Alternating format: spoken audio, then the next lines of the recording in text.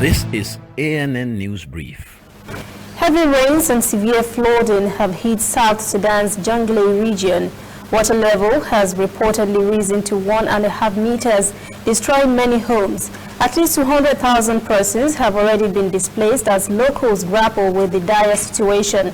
An assessment by United Nations Office for the Coordination of Humanitarian Affairs says an estimated 157,000 persons have already been displaced in several countries in Jonglei as a result of an ongoing sub-national violence and revenge attacks since February this year.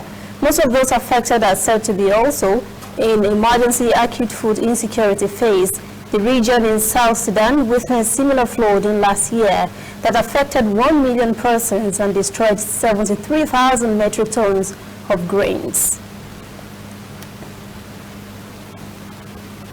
Tanzania was hit by a 6.0 magnitude earthquake on Wednesday night, the impact of which was said to have been felt as far away as parts of neighboring Kenya.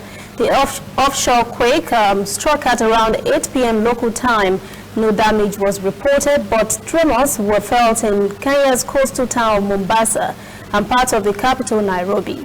U.S. Geological Survey says the epicenter of the seismic waves was near the commercial hub Dar es Salaam. This comes days after residents living around Kenya Lake Baringo reported tremors as ongoing rains swelled the lake's water level.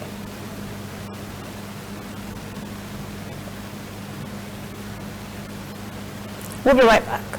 Whether in your house, at your office, on your phone or online, we are there.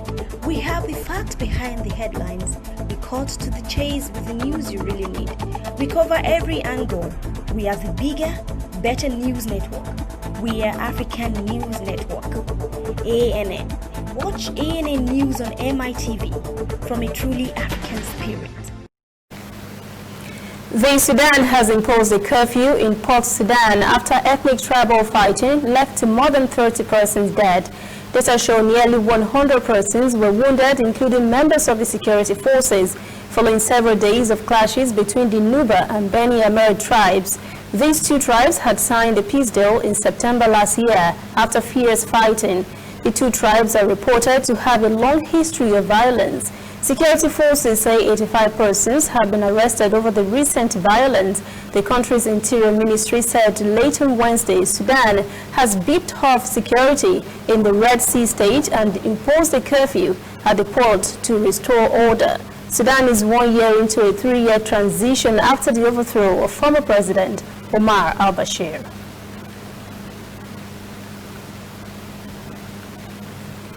That is ANN News Brief at 4. Join us again at 5 for our full newscast. For details on these and other breaking stories, visit our website, annafrica.news. Conversation continues on our social media platforms, Twitter, Instagram, and Facebook at ANN Africa TV. I'm Lucy Adeyemi.